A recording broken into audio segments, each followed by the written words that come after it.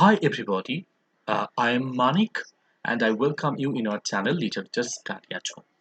Today I am going to discuss with you a very important topic. As the examination are approaching, so we have to study hard. So here we have selected for you a list of world's 100 most important plays. And these 100 plays is or rather are mandatory to read for everyone who are seeking to uh, get admission in any kind of entrance exam or especially NTA NET and SET examination. So here I'm not giving only the names of these plays, rather I will give you a brief summary, key characters and significantly most important quote or dialogue from this plays. So this is the first part. Here I will discuss with you the first 50 plays. So let's jump to the topic first. First, we will delve deeper with William Shakespeare. As you know, Shakespeare is a stalwart and is a gigantic figure. So we have to repeatedly study him. So his first play is Hamlet. It is about Prince Hamlet of Denmark and he seeks revenge against his uncle throughout the play, and his name was Claudius. And as you know, Claudius has murdered Hamlet's father, the ex-king. So here in this play, Hamlet's internal conflicts, doubts, and philosophical musings drive the play's themes of deception, madness, and mortality. The most important characters are here like Hamlet, Claudio, and Hamlet's mother Gertrude, Ophelia, Polonius, Horatio. The famous quote, as you know, to be or not to be, that is the question, is the significant quote here. So it is the speech of our title character, Prince Hamlet, and we have found it in Act number 3, Scene 1.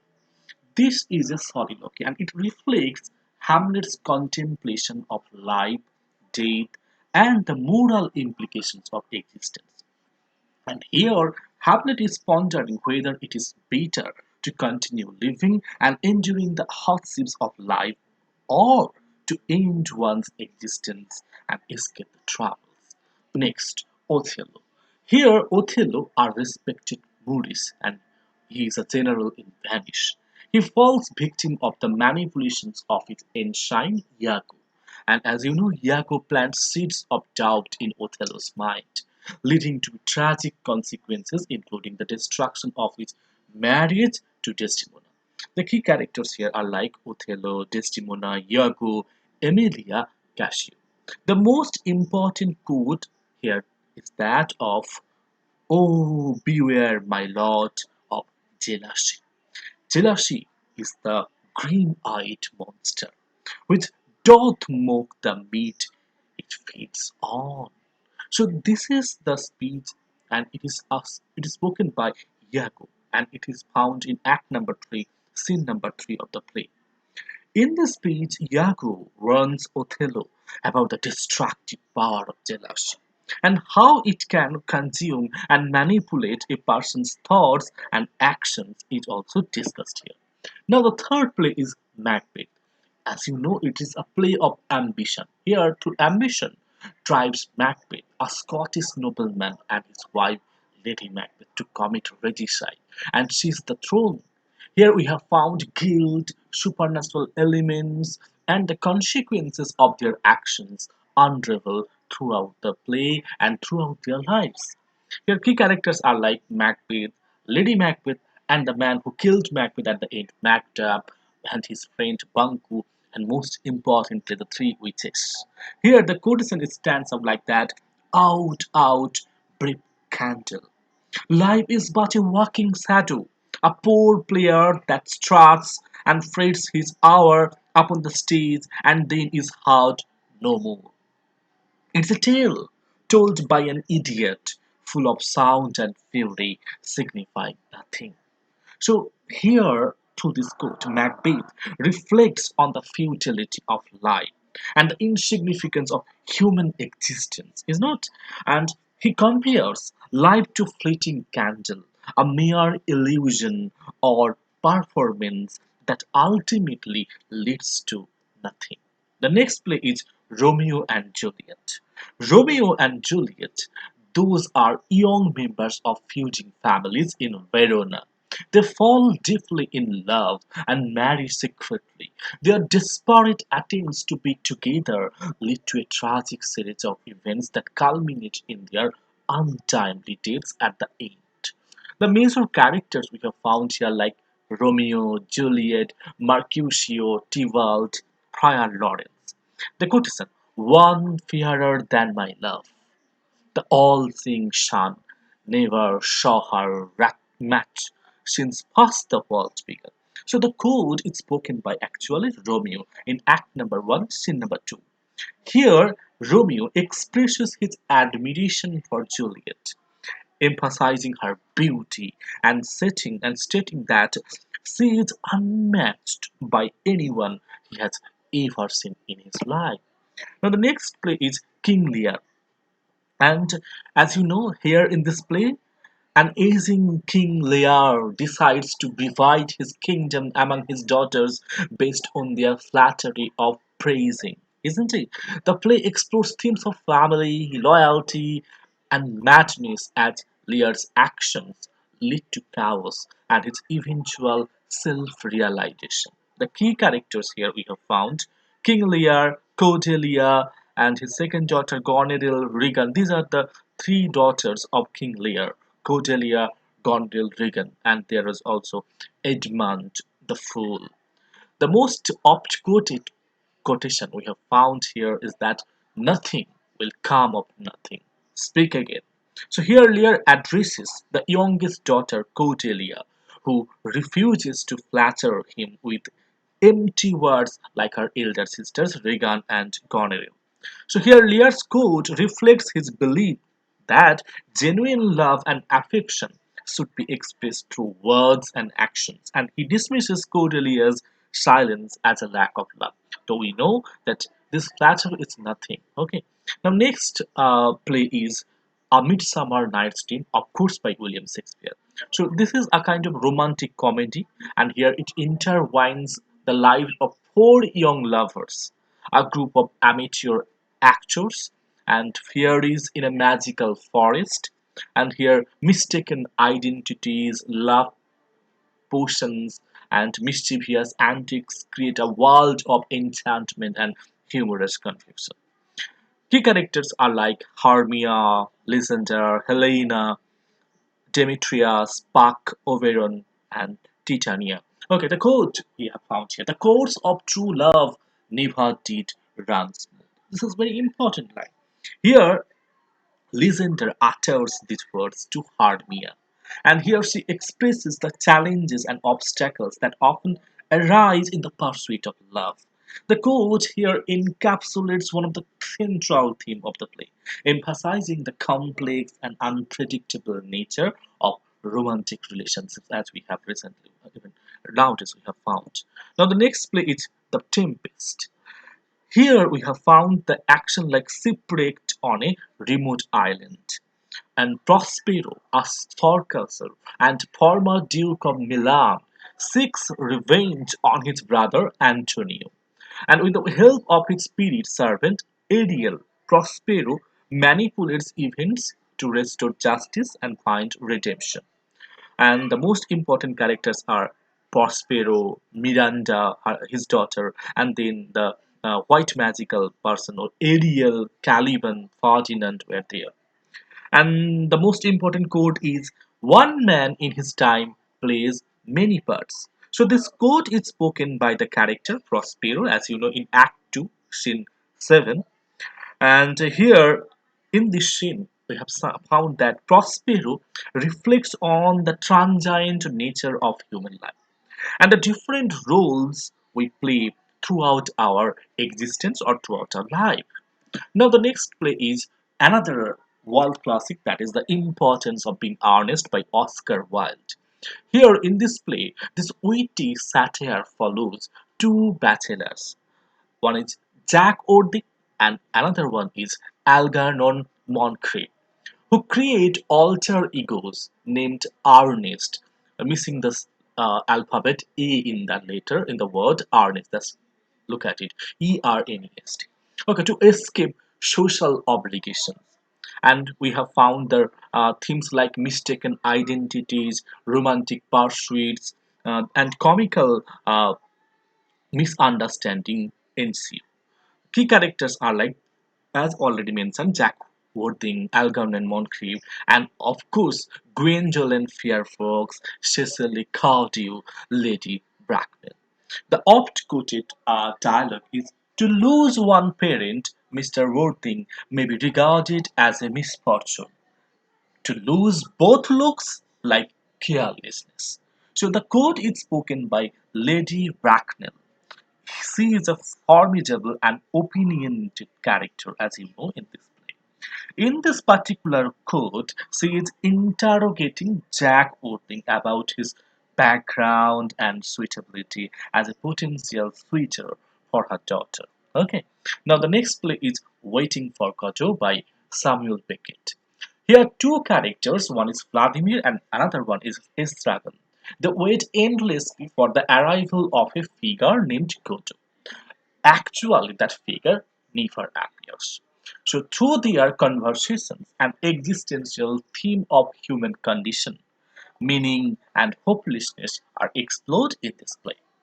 The most important characters are very few in number, and among them Vladimir Estragon, Bozo, Lucky. And the most oft-quoted dialogue is "Nothing to be done."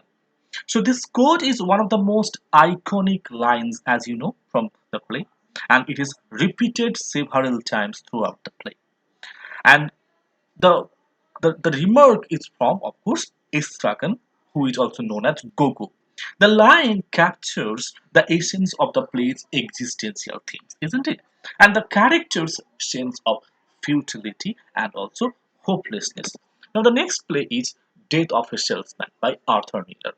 Okay, so here in this play, Willie Loman, a disillusioned and struggling salesman of America, reflects on his life and failures, while his sons struggle with their own aspirations. So the play examines the American dream and also family dynamics and the destructive effects of illusions. Most important characters are like Willie Loman and his wife Linda Omen and his son Biff Loman, Happy Loman, and of course his friend Sardi. So here the quote is of course a big one. So I am reading it out, just try to understand and then I will also explain it. I realized that sailing was the greatest career a man could want. Cause what could be more satisfying than to be able to go at the age of 84 into 20 or 30 different cities and pick up a phone and be remembered and loved and held by so many different people. This quote is obviously a word to note. Here, Will's belief in the value and importance of being a successful salesman has been portrayed. Willie sees his profession as not just a means of earning a living, but actually, he also seeing it as a source of validation, recognition, and personal fulfillment, isn't it? Now, the next one of Arthur Miller, that is The Crucible, 11th one. So the play is set in the Salim. Uh, sorry, it's set during the Salim with trials of the 17th century. The Crucible, the play, explores the destructive power of mass hysteria and the manipulation of fear. The play follows the accusations and trials of innocent townspeople, and at the end, it reveals the consequences of unchecked paranoia. And the key characters are like John Proctor, Abigail Williams, Elizabeth Proctor, Reverend Hill, Judge Danforth, and many more. So here the quote is, "Because it is my name, because I cannot have another in my life, because I lie and shine myself to lies, because I am not owed the dust on the feet of them that hang, how may I live without my name? I have given you my soul, leave me my name." So this powerful quote is spoken by John Proctor. He is the protagonist of this text. The quote comes at a critical moment in the play when Proctor is faced with the choice of confessing to false accusations of witchcraft or maintaining his integrity and refusing to lie. The next play is in the list 12, a streetcar named Desire by Tennessee Williams. Here, Blanche Dubois, a fading Southern belle, visits her sister Stella and her British husband Stanley in New Orleans. Here, the play discovers into themes of desire, illusion, and the clash between old and new South as Blanche's mental and emotional stability unravels. The most important characters rather here, Blanche Dubois, Stanley Kowalski, Stella Kowalski, Mitch. The quotation is worth noting. Let's try to understand the quotation. I have always depended on the kindness of strangers. The iconic quote is spoken by Blanche Dubois. Okay, so here Blanche utters this line in the final scene of the play. Here she reflects on her past experiences and her reliance on others for support. Okay, that's the desire actually. The next in the 13th the list, uh, the Glass Menagerie by Tennessee Williams. Here we have the central character Tom Wingfield, and he is reminiscing about his family struggles, particularly his overbearing mother Amanda and his fragile sister Laura, who finds solace in her collection of glass miniatures, or rather figures. The play explores themes of memory, illusion, and the desire for escape. Characters are Tom Wingfield, Amanda Wingfield, Laura Wingfield, and Jim O'Connor. The quotation stands out like that: the future becomes the present the past, and the past turns into everlasting regret. Don't plan for it. So this is very, very much significant quotation. So the quote is spoken by Tom Wingfield. And here, Tom serves as both the narrator and a particularly participant in the play. And he reflects on his experiences here and the impact they have had on his life. That's why he's, well, again and again, time and again, he's talking about the time period. They are trying to escape actually. Now, the next play, Long Day's Journey into Night by Eugene O'Neill. The play is set over the course of one day only. The play portrays the Tyrion family, haunted by their past and battling their own personal demons, including addiction and regrets. And the play delves into themes of, as you know, the family dysfunction, self destruction, and the complexity of human relationships. And the characters are like, most importantly, James Tyrone, sir, or senior rather, Mary Tyrone, and then James Tyrone Jr. and Edmund Tyrone. So it's a kind of family play. Okay, so the most important quote here I have found that one day I will drop dead or I will go crazy. They won't be able to get me out of this house alley. But I won't have to worry. I won't care then. So this quote is spoken by the character Mary Tyrone. Okay, as you know, the play is a semi-autobiographical depiction of Eugene O'Neill's own family, and it explores the themes of addiction, regret, and the complex dynamics within a dysfunctional family. So it's about the dysfunctional family where one of the central characters, Mary Tyrone, is willing to come out. Okay, now the next play in the list 15, Cat on a Hot Tin Roof by Tennessee Williams. Okay, here the Pollitt family gathers on a Mississippi plantation to celebrate the birthday of uh, patriarch Big Daddy. In this play, secrets, lies, and desires surface as the play explores the theme of greed, mendacity, and struggle for inheritance.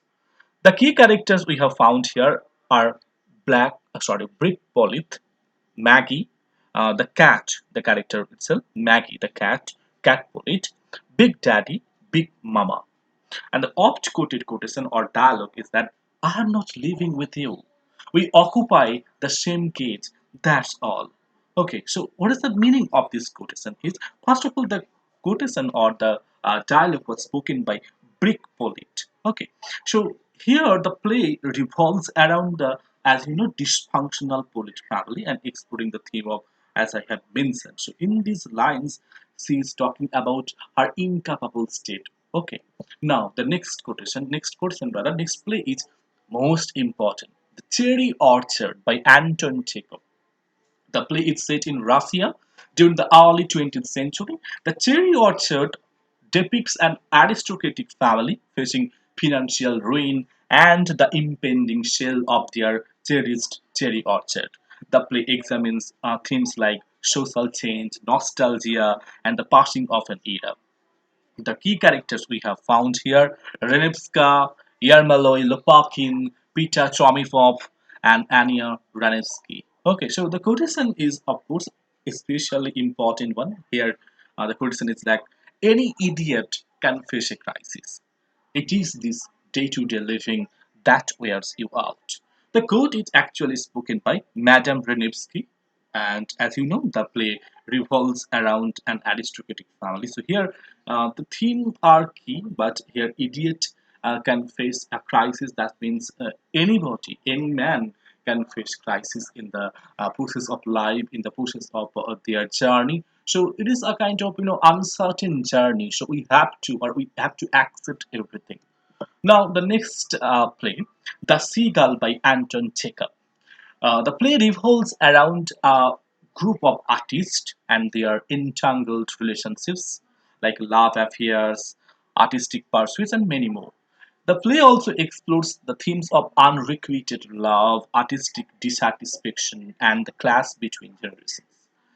And the most important characters are Irina Arkadina, Konstantin Triplov, Nina Jarechina, Jarechnya rather, Boris Trigorin. And the quotation is, we all come out from Gogol's overcoat. Most important quotation rather. So here the quote is spoken by the character Konstantin Treplev. Okay. As you know, this quotation is a kind of anecdote, or rather a kind of hyperlink to Nikolai Gogol's overcoat. Okay, now Media by Euripides. The play in the play we have found Media, and she is a sorcerer, or the rather sorceress, and former princess. Now she seeks revenge against her unfaithful husband Jason by committing unspeakable acts. The play delves into the themes of betrayal, gender dynamics, and the destructive power of passion. And the characters here, like Jason, Creon, Nars, Media. The quote is, for there is no greater evil than a hostile heart, no fury like a woman's wrath. Okay. So the quote is spoken by the central character, Media. Okay, so here, as you know, that it explores the theme of betrayal, gender dynamics, and destructive power of passion. So it's about passion, it's about desire, it's about destructive self. That's why here media is talking about. Now, Antigone by Sophocles. Antigone, she is the daughter of Oedipus, and she defies the king's order and gives her brother a proper burial, and due to this leading to a conflict between individual conscience and the laws of the state. Here the play examines the themes of morality, loyalty, and the consequence of hubris. The characters are here Antigone, Creon, Ismene, Haman. And the quotation, I say that this crime is holy. I shall lie down with him in death, and I shall be as dear to him as he to me. So apparently, it looks like that. It's a kind of comment from Our Lady, and obviously, she is Antigone. So the quotation is from Antigone. So here, the quotation highlights Antigone's fierce devotion, isn't it, to her family, and her willingness to defy the laws of the state in order to, uphold his moral beliefs. So this quotation emphasizes the theme of individual consciousness and also the consequences of defying authority and also pursuit of justice. Now the most important play, as you know, whenever we talk about the Greek classics, Oedipus the Greek. Okay, Oedipus, the king of Thebes, unknowingly fulfills a prophecy by killing his father and marrying his mother. The play explores themes of fate, identity, and the limits of human knowledge as Oedipus unravels the truth about his past. And the key characters here, Oedipus and his mother Jocasta, Creon, and the prophecy maker Tiresias. And the oft-quoted dialogue is Oedipus, my sovereign lord and king. You see here one who has fled across the plain and mountains since I left the gods behind in their sleep and came here on foot in dread fear of the gods' own anger and of what your rage might be.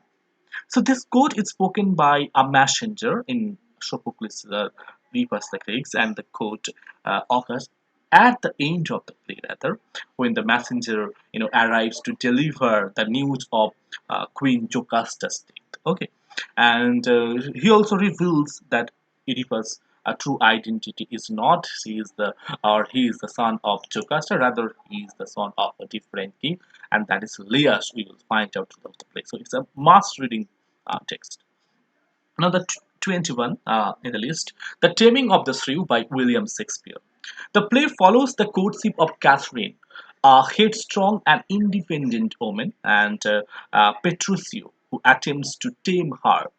So here the play explores themes of gender roles, power dynamics, and societal expectations. So as you can see, it's a domestic play or social play. The key characters here like Catherine, Petruchio, Bianca, Lucentia. Okay, the quote is such duty as the subject owes the prince. Even such a woman wed to her husband. And when she is forward, peevish, sullen, sour, and not obedient to his honest will, what is she but a foul, contending rebel and graceless traitor to her loving lord? So this quotation is from Catherine. Okay. So in this monologue, Catherine expresses her views on the roles and responsibilities of a wife towards her husband. She also argues that just as a subject owes loyalty and obedience to a prince, a woman also owes the same to her husband, isn't it? Now, Must Ado About Nothing by William Shakespeare. So the play is set in Messina and it revolves around the romantic entanglements of two couples. One is Beatrice and on the other is Benedict and Hero and Claudio. So it explores themes of love, deception, and the power of language. The most important quotation here we have found, I can see he is not in your good books, cousin. So this quote is by, of course, Beatrice. So here Beatrice is referring to Benedict, a witty and sarcastic nobleman who engages in verbal sparring with her throughout the play.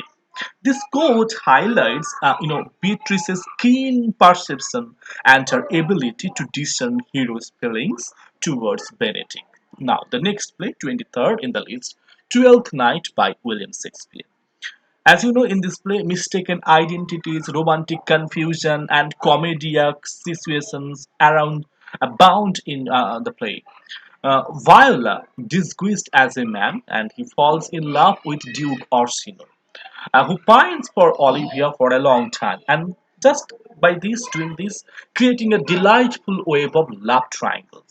And the most often we have found this quote: "If music be the food of love, play on." So this quote is spoken by Duke Orsino when he is in love with Olivia. So Orsino is a lovesick character and who is pining for Lady Olivia's love. And in this quote, Orsino expresses his desire for music to be played continuously because he believes that music intensifies and nourishes the emotion of love. Now, the next play, As You Like It. So here, Rosalind, disguised as a man named Ganymede, flees to the forest of Arden, and here she goes with her cousin Celia. And the play also explores the theme of love, gender, and the contrast between courtly life and the natural world. The most important quotation here we have found: "All the world is a stage, and all the men and women merely prayers. So this quote is spoken by the character Jax. Okay. So in this famous monologue, Jax reflects on various stages of our life or human life, and he compares them to different roles played on a stage.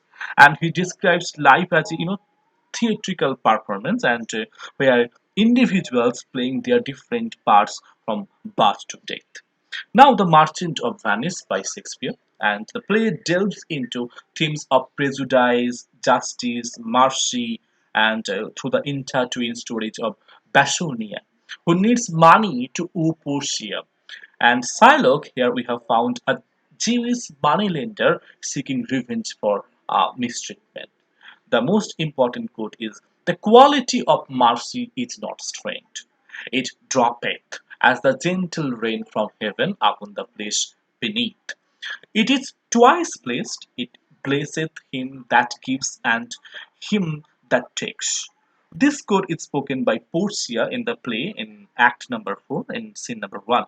Okay, so Portia, as you know, is a wealthy and intelligent woman who disguises herself as a male lawyer to defend Antonio in court. So, in this famous speech here, Portia pleads for mercy to be shown towards others, and she is arguing that mercy is a noble and compassionate quality of a human being. Now, the next play, The Duchess of Malfi by John Webster. The Duchess of Malfi, here we have found that the Duchess is a widowed noblewoman, and she secretly married her steward Antonio against the wishes of her corrupt brothers. So the play explores themes of love, power, and revenge, leading to a tragic conclusion. The most important quotation is here we have found that I am Duchess of Malfi still. So the quote is obviously spoken by a Duchess. So here Duchess, a strong and independent woman, she utters this line when faced with the threats and manipulations of her, malevolent brothers who seek to control her life and fortune. Now the next play is An Inspector Calls by J.B. Priestley. Okay, it's a kind of mysterious inspector we have found here who interrogates the wealthy Barling family about their connections to the suicide of a young working class woman. And so this play is a kind of critique, and it criticizes societal hypocrisy and emphasizes the importance of social responsibility. The most important quote we have found here that we don't live alone. We are members of one body. Okay. We are responsible for each other. So this quote is obviously spoken by Inspector Gole. Okay.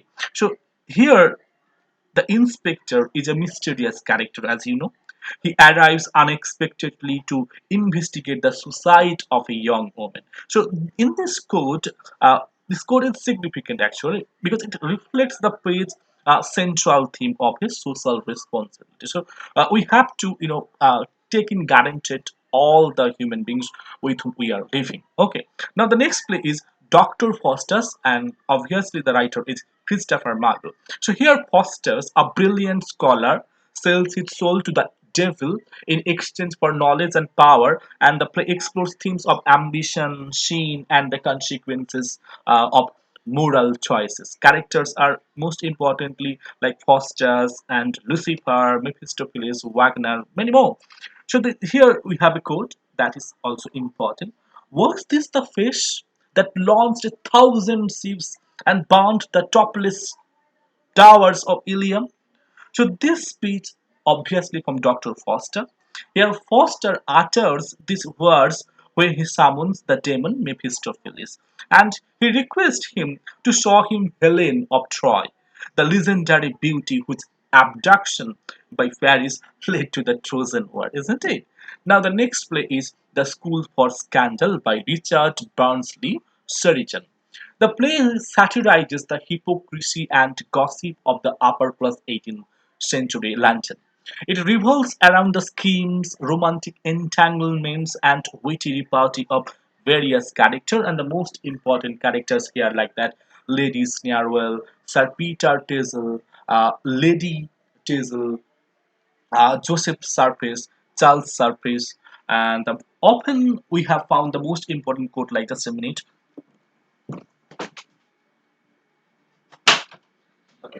The most important quote here is Starfish, oh, I am sick of thee. Thou art an arch rogue, a dormouse, a bloodless, insensible fellow. So this quote is spoken by Lady Dazzle. Okay, so here we have found that the lady in this quote expresses her frustration with Joseph Surface. And as you know, Joseph Surface is a character who represents himself as a virtuous and morally upright. But he is revealed to be deceitful by her, the Lady Teasel. Okay. Now the next play, and the play's name is The Government Inspector by Nikolai Gogol. So here in this play, we have found that the play satirizes bureaucracy and corruption in a small Russian town. When mistaken for a high-ranking government official, a lowly civil servant becomes the center of attention. The play explores theme of dishonesty, greed, and the abuse of power. The most important characters in this play is Klestakov, Mayor, Anna Andreevna, Judge, and many more. And the most important quote here I have selected that I am not a man, I am a conscience. So this quote is spoken by the character Ivan Alexandrovich Klevostov. Okay, so here this quote, by this quote, here it's a significant one because it captures the moment when Klestakov caught up in the situation and he realizes the power he holds over the corrupt officials. Now the next play is Arcadia and it is written by Tom Stoppard. So here Arcadia intertwines two storylines set in different time periods, the 19th century and the present day. And it also explores the theme of love, intellectual pursuits, and the nature of time. Here in this play, we have found the themes like that world of mathematics, and we also find the themes like literature and philosophy. The key characters here in this play are Thomasina Kovalli, Septimus Hodge, Hannah Jarvis, Bernard Nightingale, and many more. Okay, and the most important quotation is that Septimus, what is carnal embrace? It's a question mark. Carnal embrace is the practice of throwing one's arms around the side of it. This quote is a humorous and witty exchange between the characters Thomasina Coverly, and as you know, she is a young genius, and Septimus Hodge, who is her tutor actually in Tom Stoppard's play Arcady, as you know. So here, Thomasina, an inquisitive and precocious teenager, she asks Septimus about the meaning of carnal embrace and she is in a mood to get that answer and then about to get that answer Mayor Anna Andreev's physical act of intimacy, he talks about that carnal embrace about the physical intimacy among the men. Okay, now men or men, women. Okay, now next play is Who is Afraid of Virginia Woolf by Edward L. So the play examines the volatile marriage of George and Martha, and they engage in intense verbal and psychological battles. It explores themes of illusion, reality, and the breakdown of relationships. And the most important major characters are very few in number, like George, Martha, Nick, Honey. And the quotation is obviously important. You have to remember it. I swear, if you existed, I would divorce you. So this quote is spoken by Martha.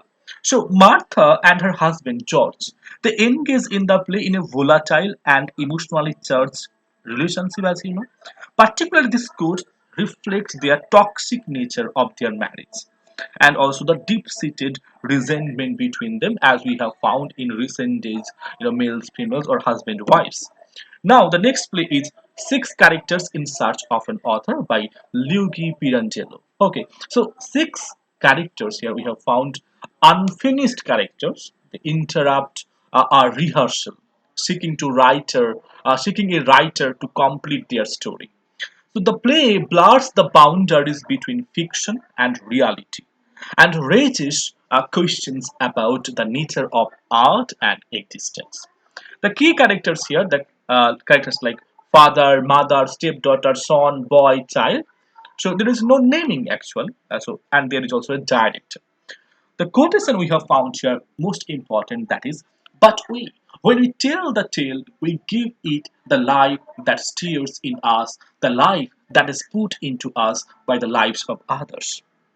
This quotation is a kind of a reflection, as you know, on the power of storytelling and the transformative nature of a theater. And simultaneously, if you try to get the more of it, then it will emphasize the idea that when actors bring characters to life on stage, they infuse them with their own experiences and emotions, and creating a kind of dynamic and engaging performance to the audience. That's why a play becomes successful. Now the next play in the list, 34, and that is Hedda Gabler by Henrik Ibsen.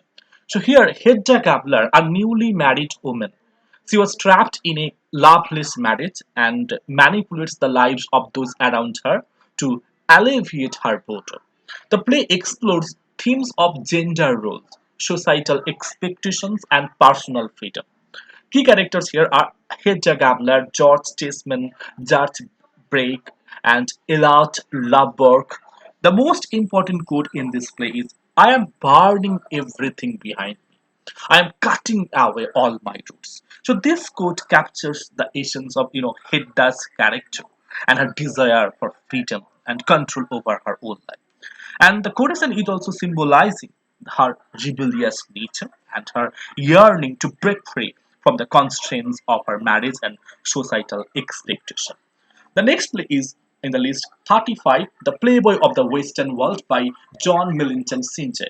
So here, Christy Mohan, a young man claiming to have killed his father, becomes a local hero in a small Irish village. The play explores themes of identity, heroism, and the power of storytelling. The most important quotation here, it is a wonderment how foolishness and bravery will walk in the one heart. So this could actually encapsulating a central theme of the play. If you try to understand it, that it revolves around the concept of heroism and also the contrast between appearances and reality. So here, through this quote, our central character try to represent the paradoxical nature of human behavior, where foolishness and bravery, can coexist within an individual. Now the next play is Rosencrantz and Guildenstern Are Dead by Tom Stoppard. So the play focuses on the minor characters of Rosencrantz and Guildenstern from Shakespeare's play Hamlet. So here, through those characters, our writer, Tom Stoppard, tries to highlight their existential struggles and their role of fate versus their free will. So it blends comedy and tragedy and explores themes of identity and mortality. Apart from Rosencrantz and Guildenstern, we can see the character like the player Hamlet. The most important quote here is that we cross our bridges when we come to them and burn them behind us, with nothing to show for our progress except a memory of the smell of smoke and a presumption that once our eyes water. So this quote captures once again the existential and absurdist themes and presenting throughout the play to the characters of Rosencrantz and Guildenstern. So here, through this quote, we can also, once again, we can reflect the sins of hopelessness, helplessness, and the futility of Rosencrantz and Guildenstern's, futile endeavors. Now, the next play in the list, in the 37, The Homecoming by Harold Pinter. So, in the play, when Teddy brings his wife Ruth to meet his eccentric family in London, a powerful struggle ensues. The play explored themes of family dynamics, dominance, and the nature of power. Characters are here Max, Lenny, Teddy, Ruth, Joe. So the often we have found this quote, that is, I will tell you something else. Nobody likes to be treated like a nothing. When I first come to this house, I was treated like a dog. Even the dog was treated better than me. So this quote, you know, used here actually highlights the themes of power dynamics, isn't it? Identity and the struggle for respect with familial relationships. Here, The speech was, spoken by Ruth. Ruth, through this word, expresses her dissatisfaction with the way she has been treated by her husband's family since he entered in this house. Now, the next play is The Bald Soprano by Eugene Ionesco. The play is a surreal and absurdist exploration of the breakdown of communication and also meaning in modern society. So it parodies, social conversations, conventions, and the banality of everyday life. And the most important characters are here: Mr. Smith, Mrs. Smith, Mr. Martin, Mrs. Martin, and many more.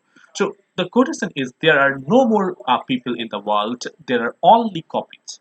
So as you can see, the quote captures the absurd and existential themes. Uh, it reflects on the play's critical of social conventions and communication breakdown and the loss of individual identity. Now the next play, Our Town, and it was written by Thornton Wilder.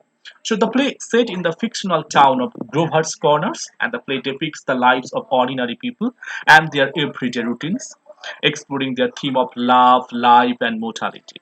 So it breaks the fourth wall and invites the audience to reflect on the beauty of the mundane life. The characters here: stage manager Emily Webb, George Gibbs, Mrs. Gibbs, Dr. Gibbs, and many more. And the most important quotation we have found here, that is, do any human beings ever realize life while they live it? Every minute. Okay, so this quote is spoken by actually the central one of the central characters in the play, and she is Emily Webb. Okay, the third act of the play. So this through this quotation, Emily tries to highlight the theme of appreciating the present moment and also the fleeting nature of life.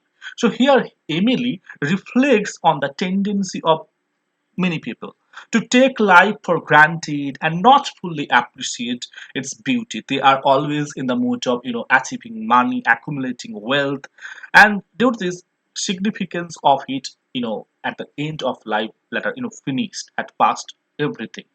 Now the next play is Equus by Peter Safar. So it's a kind of a psychoanalytic novel. So here we have psychiatrists like Martin Desart, and it's tasked with treating Alan Strang.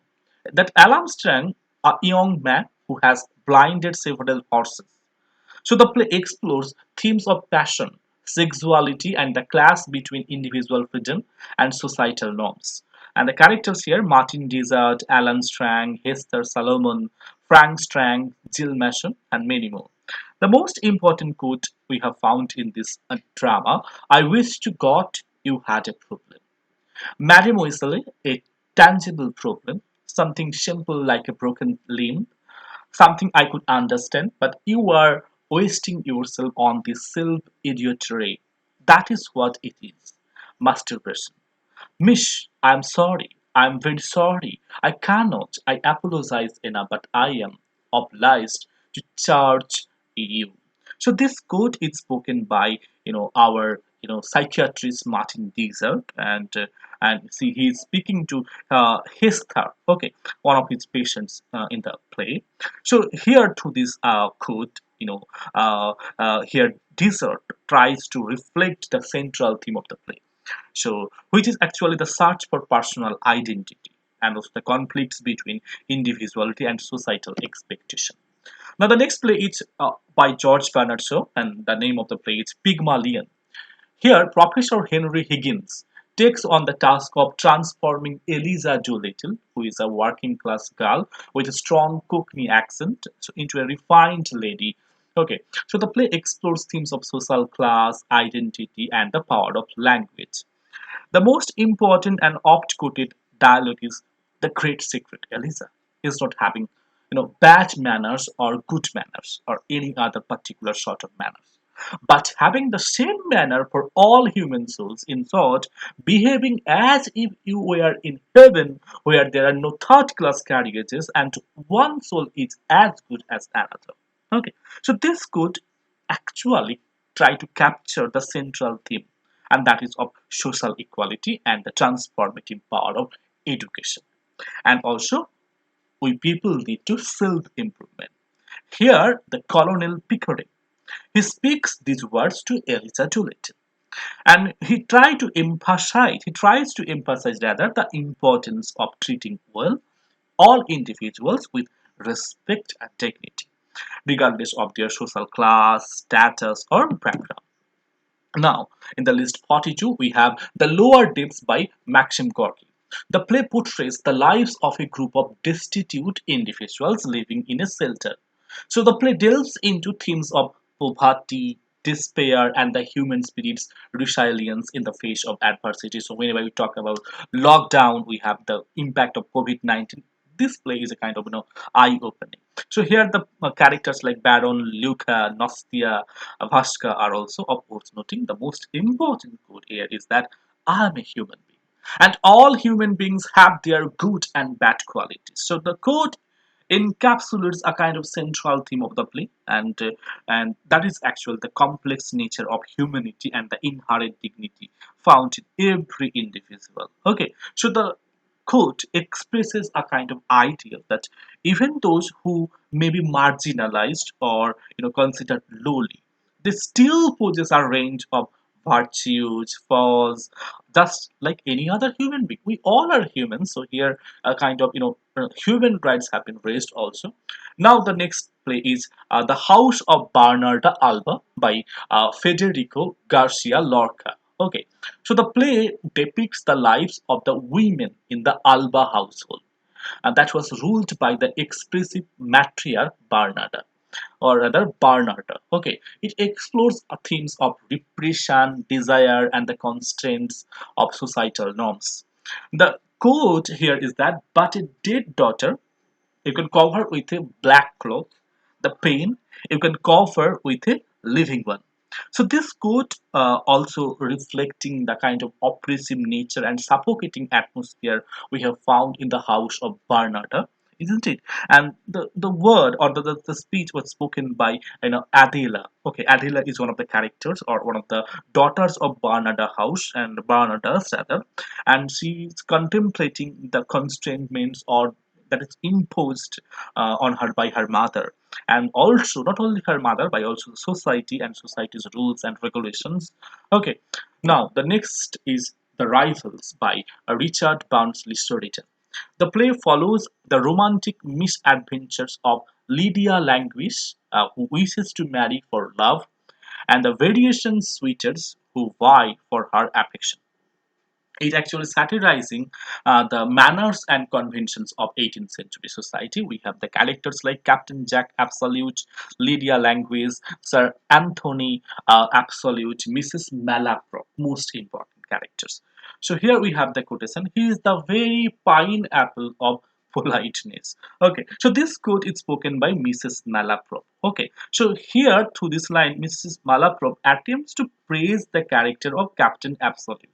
But while speaking or while uttering, he inadvertently uses the wrong word. Okay, this is substituted pineapple for pinnacle. Okay, that's why this kind of funny situation comes, and even the term malapropism also evolved from our character.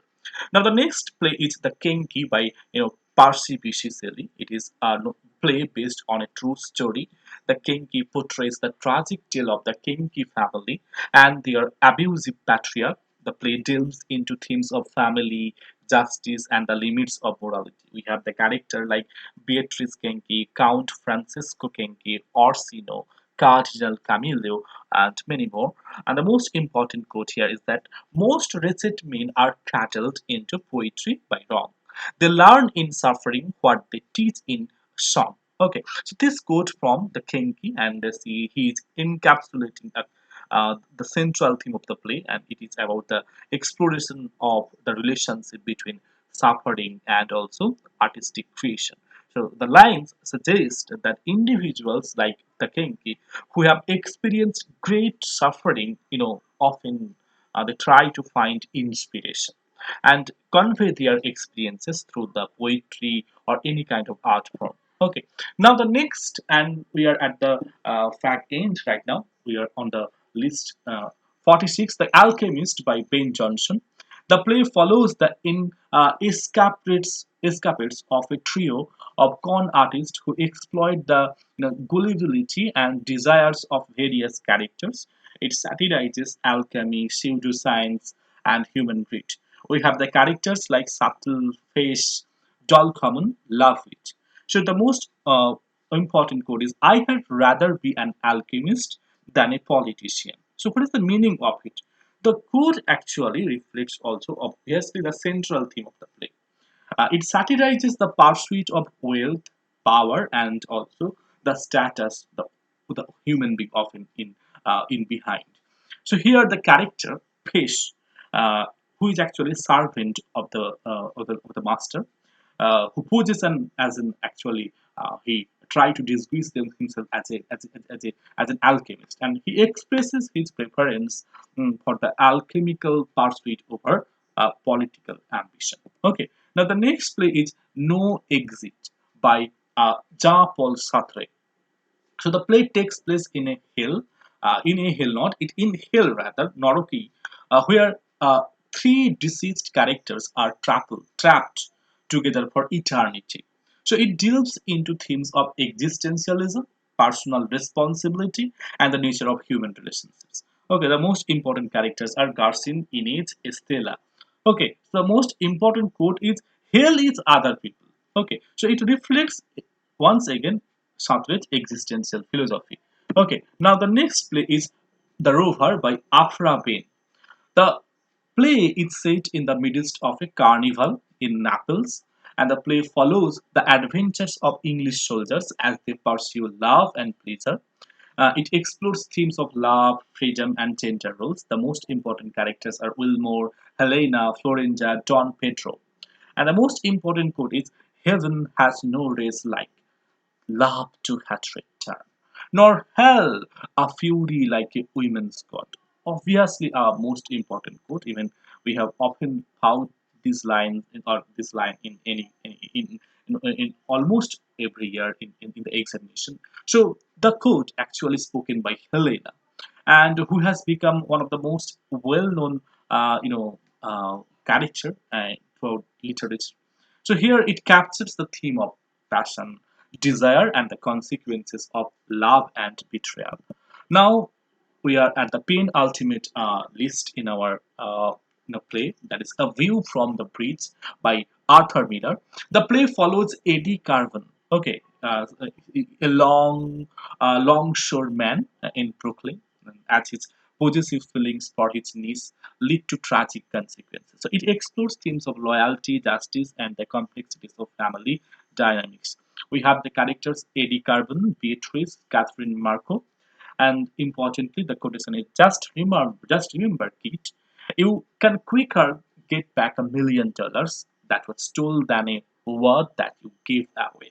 So this quote actually spoken by Helena, not Helena actually, spoken by actually Eddie Carbon. Actually, Eddie warns his young nephew Rodolfo about the importance of keeping one's word. That is, we are often occasionally we speak a lot, even we in anger, we speak some wrong words, wrong things which can be accepted by the person who is in front. So we have to cautious about our speaking. So this is about the importance of keeping one's word and the potential repercussions of revealing secrets or betraying confidences. Now we are at the end of this discussion. That is the 50th play in our list today, The Provoked Wife by John Vanbrugh. So the play satirizes the institution of marriage and the social constraints placed on women. So the play revolves around the marital discord and infidelity of various couples. So we have in the play the characters like Sir John Brooch, Lady Brooch, Constant, Lady Fanciful. The most important question here we have that he that can master his wife can master anything else. So this is a very funny line, but we have to get the full meaning of it. So the quote actually spoken by Sir John Brute, and see he is encapsulating one of the central theme of the play, that is the power of dynamics within marriage, and also the struggle for control between husband and wife. So here John Brute expresses the belief that if one can successfully control and dominate their spouse, they can assert dominance in other aspects of the life as well. So that's it for today. So we will meet together in our next discussion. So for that time, thank you, and keep patience, and prepare your preparation of pretty well, and you will definitely succeed in your preparation in your life. That's all. Peace.